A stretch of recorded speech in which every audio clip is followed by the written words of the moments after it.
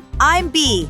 Today we're breaking down a book by a Stanford psychiatrist who studies addiction all day long and says the phone in your pocket is a needle. It's called Dopamine Nation by Dr. Lembke. A needle? Relax, B. I'm not addicted to anything. Hang on, let me finish this video first. Kapi, you're watching a video right now. It's a short one. It doesn't count. Last episode, you taught me. You read 400 pages because you were worried about me. So today, I'm returning the favor. Returning the favor.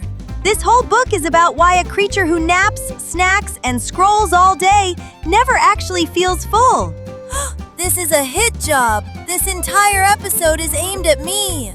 It's aimed with you. There's a difference. Sit back. I'm already sitting back. It's my entire personality. Here's the whole book in one line. Pleasure and pain are not opposites.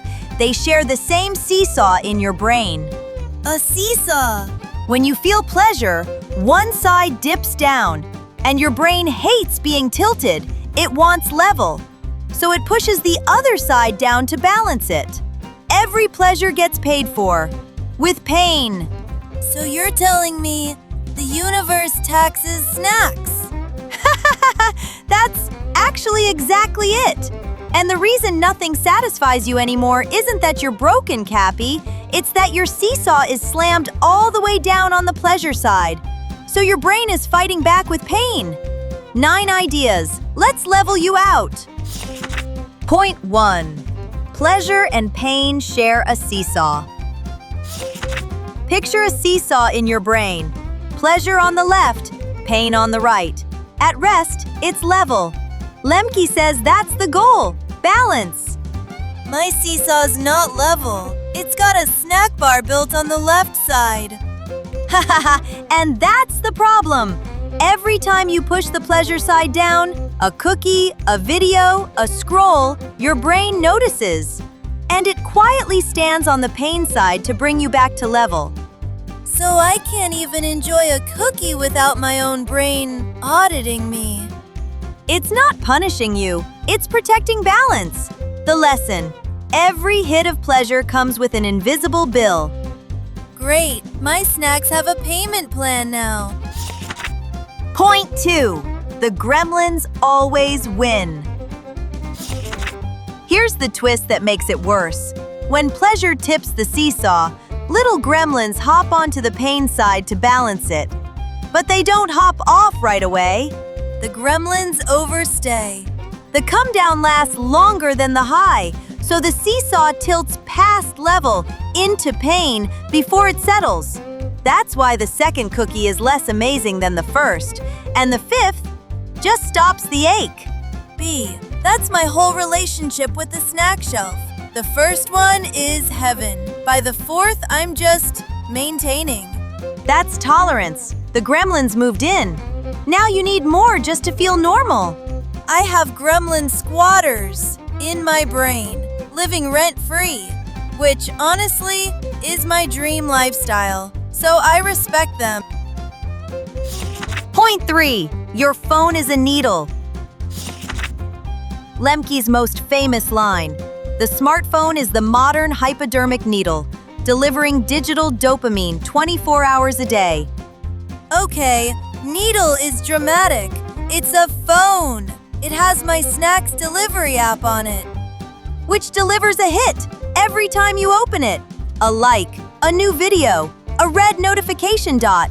Tiny doses of dopamine all day, faster than any drug in history could. How many times do you think I unlock my phone a day? The book says the average person checks dozens and dozens of times. You? I've watched you check it mid-nap. That was an emergency! I don't remember what it was. That's worse, isn't it? The needle doesn't feel like a needle. That's what makes it the perfect one. Point 4. The dopamine league table. Scientists can actually measure how much things spike your dopamine above normal. Chocolate raises it about 50%. 50%? For a cookie! I'm basically an athlete. nicotine about 150%, and amphetamines, hard drugs, about 1,000%. So a cigarette is 3 cookies, and meth is a snack avalanche. Ha ha ha ha! Crudely, yes. And here's the scary part. The modern world engineers food, games, and apps to spike harder and harder. They're built to move up that table. So my snacks are doping to stay competitive. Everything on that shelf is in an arms race for your attention. The cookie from 1950 would lose to the cookie of today. I never thought I'd feel bad for an old cookie. Point 5. Why nothing feels good anymore. This is the heart of the book, Kapi. Listen, if you keep flooding the pleasure side, snacks, scrolling, all day, the seesaw gets stuck tilted toward pain. Your baseline drops. And then, Nothing feels like anything. yes, That's... You know how lately I'll have the snack, and the show, and the phone, all at once, and I still feel kind of flat? that's not you being ungrateful. That's the seesaw.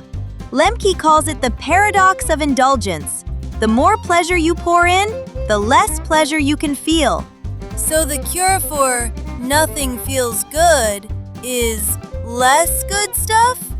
That's the whole book. And I know how that sounds to you. It sounds illegal, B. Point 6. The 30-day reset. So how do you fix a stuck seesaw? Lembke's answer is a dopamine fast. Pick the thing that's hooked you and step away from it for about 30 days. 30 days? B, that's longer than most of my life goals have lasted. And it's honest about the hard part. The first 2 weeks feel worse. Around day 14 is the bottom. That's withdrawal, the gremlins screaming. But after about 4 weeks, the seesaw resets. Things start to feel good again. Real things. So it gets worse, then better, like cleaning my room. That's a genuinely good analogy. I have a lot of experience avoiding things that get worse before they get better. I'm an expert from the outside. You don't have to quit everything forever. You just have to let the gremlins move out. Evict the squatters. But we were just getting close. Point 7. Tie yourself to the mast. But willpower alone fails. So Lembke borrows a trick from an old story. Odysseus knew he'd be tempted by the siren's song, so he had his crew tie him to the mast. He removed the choice in advance. Smart guy. Lazy almost. I respect it. It's called self-binding. You build a wall between you and the thing. Before you're tempted, put the phone in another room. Don't keep the snacks in the house. Make the hit harder to reach. So, instead of fighting the urge with my mighty willpower, Which we have both seen. hey, fair. Instead of that, I just make it annoying to get to. Exactly. You're not strong enough to resist the snack. Nobody is. So you don't keep the snack in arm's reach. This is the first self-help tip that respects how lazy I am. Lembke gets me. Point 8. Press the pain on purpose. Now the part you'll hate. If chasing pleasing tips you into pain, what happens if you do the opposite? Press on the pain side on purpose. Nothing good. Next point. The gremlins hop onto the pleasure side to balance it. A cold shower, hard exercise, a bit of hunger, small, chosen doses of discomfort, and your brain pays you back in good feeling, one that lasts. So you're saying suffering on purpose is the cheat code? A little of it, yes. It's called hormesis. The cold plunge feels awful for 2 minutes and great for 2 hours. B, I have built my entire identity around avoiding cold water. This is an attack on my values. You don't have to plunge into ice. A walk counts. A cold end to a warm shower counts. The principle is the lesson. The good feeling you actually want is on the far side of a little discomfort. The good snacks are behind the cold water, metaphorically. Metaphorically, yes. I hate that it's beautiful. Point 9. Tell the truth. Last one, and it's the gentlest. Lembke found something strange in her patients. Just telling the truth about your habits out loud to someone helps you break them. How does talking fix anything? That sounds like a bee thing. Because secrets have their own dopamine. The sneaking, the hiding, the nobody saw me eat that, it's a private little hit. When you say it out loud, the secret loses its power. She calls it radical honesty. So, the 4 cookies I said were 1 cookie earlier. I know, Kapi. You knew? I always know. And I never minded. I just wanted you to stop hiding it from yourself. Huh. That actually feels lighter. Don't tell anyone I said that. I'm going to tell everyone. It's on camera. Radical honesty. My own weapon. Used against me. Okay, let's recap. Fine. Pleasure and pain ride the same seesaw. Every cookie has a hidden bill. The gremlins always win. That's why the second one's never as good as the first. My phone is a needle. I check it mid-nap. I have a problem. Chocolate's 50%, drugs are 1,000%, and my snacks are doping to keep up. Pour in too much good stuff and nothing feels good. The paradox of being me. Want the good feeling back? Evict the gremlins. 30 days. Day 14 is the worst. Don't fight the urge. Tie yourself to the mast. Phone in the other room. And the good feeling I actually want is on the far side of a cold shower. And tell the truth, even about the cookies, especially about the cookies. That was honest. Radical honesty. I'm using it now. It's exhausting. I see why you nap so little. Can I tell you why I picked this one, Kapi? Revenge for last episode. No. You've seemed flat lately. You've got the snacks, the shows, the perfect naps, everything you love. And you still seem a little empty.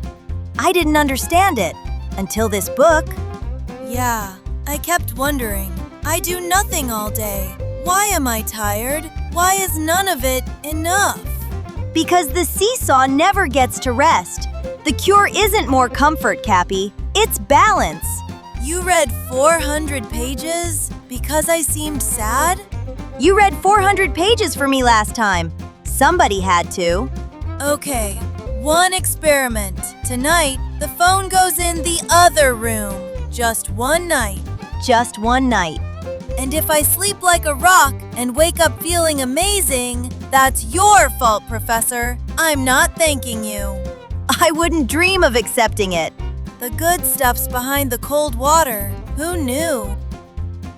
Liking and subscribing is a hit of dopamine, but let's go this one, the good kind. Tap it once, then put the phone down and go feel something real. I'll be in the other room, apparently.